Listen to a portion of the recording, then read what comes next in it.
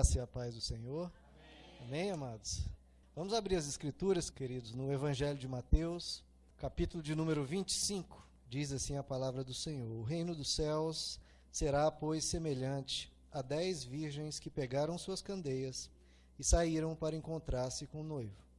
5 delas eram insensatas e 5 eram prudentes. As insensatas pegaram suas candeias, mas não levaram óleo. As prudentes, porém, levaram óleo em vasilhas junto com suas candeias. O noivo demorou a chegar, e todas ficaram com sono e adormeceram. À meia-noite ouviu-se um grito: o noivo se aproxima, saiam para encontrá-lo. Então todas as virgens acordaram e prepararam suas candeias. As insensatas disseram às prudentes: deem-nos um pouco do seu óleo, pois as nossas candeias estão se apagando. Elas responderam: não, pois pode ser que não haja o suficiente para nós e para vocês. Vão comprar óleo para vocês. E saindo elas para comprar o óleo, chegou o noivo. As virgens que estavam preparadas entraram com ele para o banquete nupcial, e a porta foi fechada. Mais tarde vieram também as outras e disseram: Senhor, Senhor, abra a porta para nós. Mas ele respondeu: a verdade é que não as conheço. Portanto, vigiem, porque vocês não sabem nem o dia, nem a hora. Amém, queridos? Vamos orar. Senhor Jesus, que o Senhor possa conduzir aqui a tua noiva a ser virgens prudentes, a aprender de ti, a termos bastante do azeite preparado para receber ao Senhor sempre. Que o Senhor possa falar a tua noiva aqui nesta manhã, desembaraça o nosso coração, a nossa mente, abençoa que a gente esteja totalmente focado e que o Senhor tenha toda a liberdade a falar com cada coração, a trabalhar no nosso meio, que esse momento seja produtivo para o teu reino em nossas vidas, é o que te pedimos em nome de Jesus, amém. Poder sentar, queridos. Quero tratar da parábola das 10 virgens. Essa, na verdade, é uma parábola dentro de uma sequência, onde Jesus trata da sua vinda.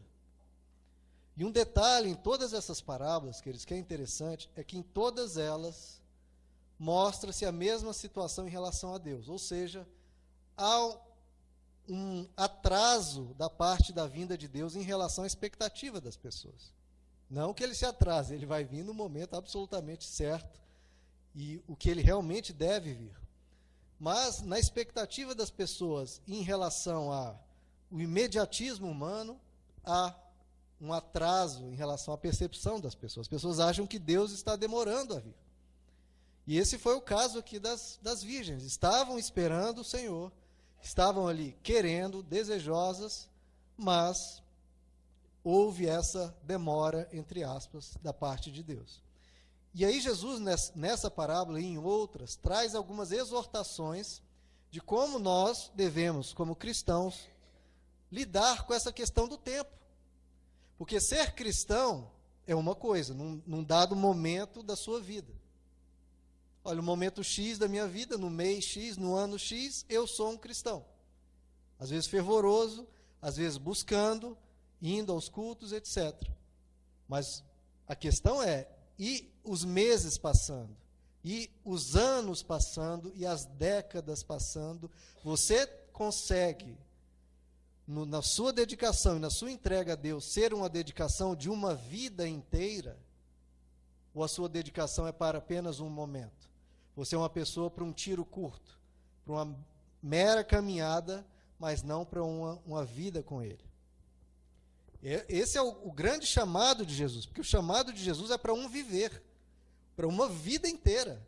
Não é algo de curto período, não, é para a vida toda. E o noivo vai retornar. Vai retornar, seja no fim dos tempos, onde todo o olho verá, ou vai retornar no dia que cada um de nós falecermos. Então, para todo ser humano, ele vai voltar. Às vezes as pessoas pensam, mas ele até hoje não voltou. Como assim? Para os apóstolos ele já voltou. Para os primeiros cristãos ele já voltou. Para as pessoas da Idade Média ele já voltou. Para as pessoas do século passado ele já voltou. Sempre quando a pessoa falece, ela fecha os olhos aqui e vai abrir na eternidade. Então, não tem essa concepção de que Deus até hoje, não. Para aqueles que falecem, já vão para a eternidade, à presença de Deus. Bom, e o que acontece, né, querido? Diante dessa demora, o tempo vai passando, os anos vai passando, o que é o natural de ocorrer? Isso é óbvio, né, querido? Sempre quando você tem que passar um tempo, esperar, e vem uma demora, o que é natural de ocorrer é vir um certo sono, um certo adormecimento. E nós vimos na parábola que as 10 virgens, tanto as sensatas quanto as tolas, tanto as prudentes quanto as insensatas, todas dormiram. E o que representa esse sono, queridos? O sono é o oposto da vigilância. Jesus, em inúmeras passagens, ele nos diz: orem, orai e vigiai. Então, esse é um papel do cristão na nossa vida diária, a gente orar, buscar o Senhor, porque nós precisamos de ajuda, e vigiar. Vigiar por quê? Para que não entremos em tentação, para que a gente não caia no pecado. Que o pecado, ele angustia a alma humana, ele nos prejudica, nos faz desperdiçar a vida e machuca os outros. Então Jesus fala, cuidado com as suas atitudes, com as suas palavras, com o seu viver. Porque cada escolha, cada decisão traz uma consequência. Então Jesus diz, orem e vigiem para que não caiam em tentação. Então o que é esse sono? É você deixar de estar atento. É você não estar vigilante, é você estar mais suscetível ao erro, você está mais frágil às suas fraquezas naturais e, enfim, você cai em tentação. Quando vem o sono espiritual, ou seja, você baixa a guarda, a tendência é que você dê vazão a impulsos, a raivas, a desejos voluptuosos, enfim, e você peca, machucando a si mesmo e machucando ao próximo. Então, o que seria o cochilar aqui, o adormecer, o dormir? Seria justamente o pecar, é o cair em tentação. É assim que eu vejo essa parábola. Todas as 10, prestem atenção, queridos, todas as 10 dormiram. Então, todas as 10, elas pecam.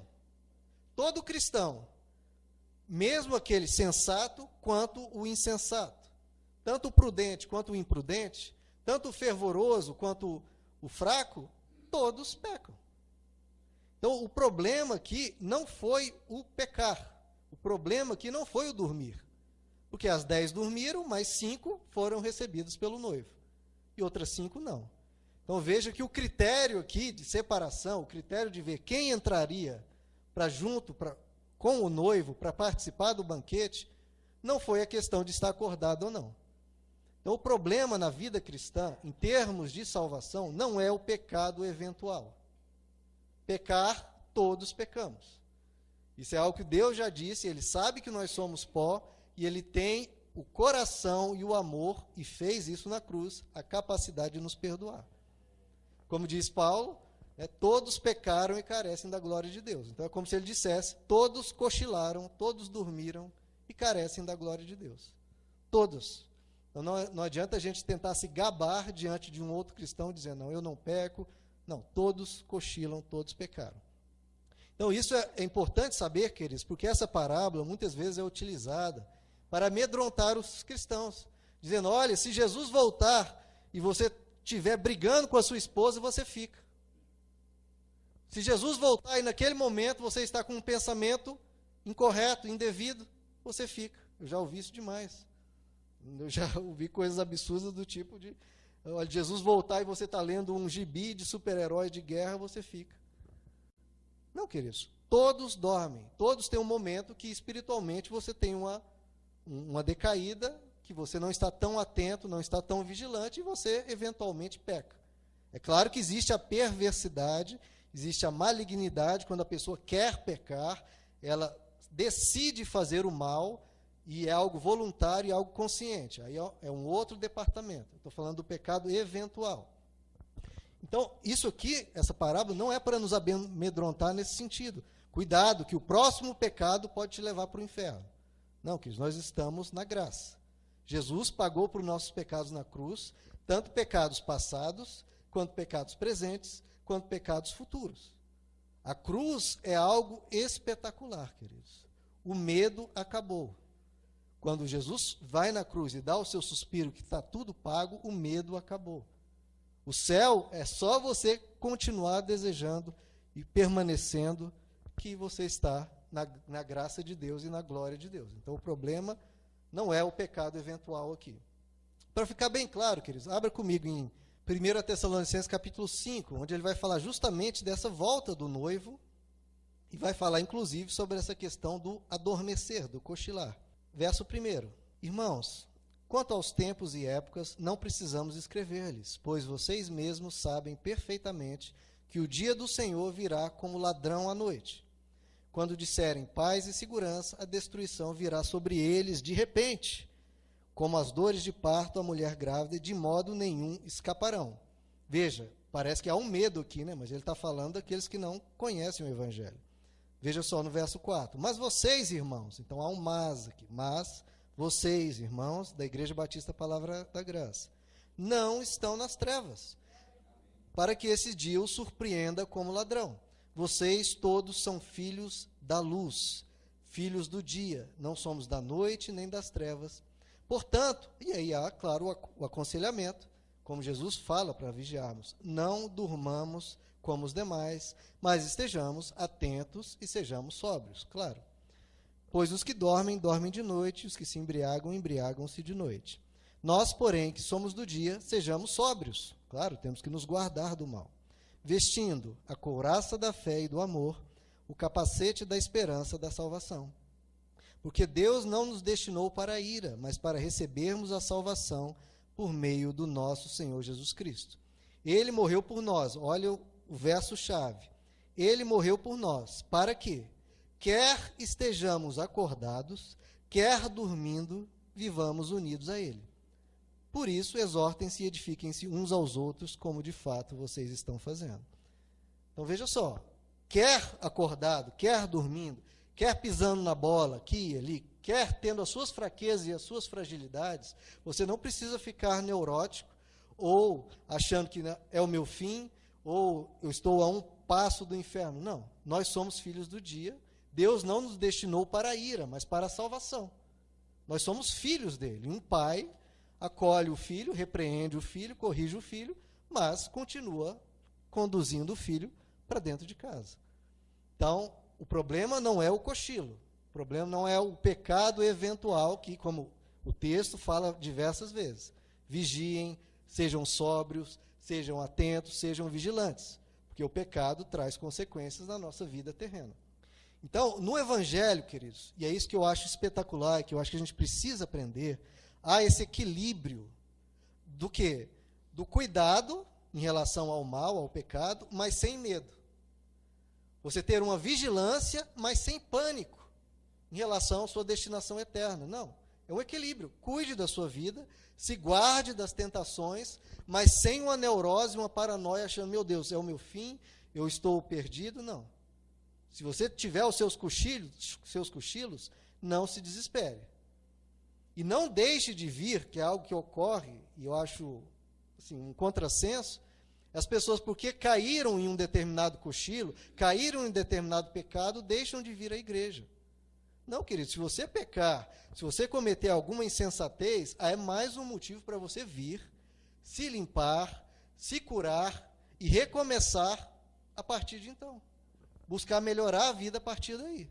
Né? Você acorda, você ouviu a voz do noivo te chamando, como na parábola, venha, busque, recomece, inicie novamente a caminhada. Como Gálatas 6 diz, irmãos, se alguém for surpreendido em algum pecado, nós que somos os espirituais devemos restaurar essa pessoa com mansidão. Então, pecou? Ok, ocorreu. Então vamos lá, todos os irmãos juntos vamos restaurar esse irmão com toda mansidão, com toda tranquilidade, sem acusação, sem peso, sem opressão. Não. Vamos curar essa pessoa e colocá-la de volta no caminho da vida. E ele continua, levem os fardos pesados uns dos outros e assim cumpram a lei de Cristo. Isso é levar o fardo pesado, queridos, de cada um. É você olhar a fraqueza da pessoa e ter compaixão e ajudá-la. Isso é levar o fardo pesado. Isso é você, porque o que é difícil na vida? O que é pesado? É você olhar para o outro, que às vezes está te machucando, ou que pisou na bola, e você ter compreensão. E você querer ajudar aquele que está fraquejando. leve o fardo pesado uns dos outros. Então o problema não é esse pecado eventual. Qual que é o problema? E aí vem a questão do azeite. Das 10 virgens, todas pecaram, todas cochilaram.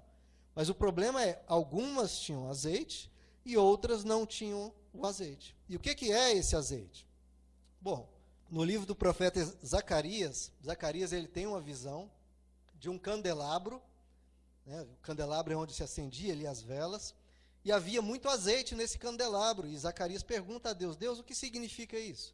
E aí Deus diz, não é por força, nem por poder que o ser humano vai ser transformado, é pelo meu Espírito.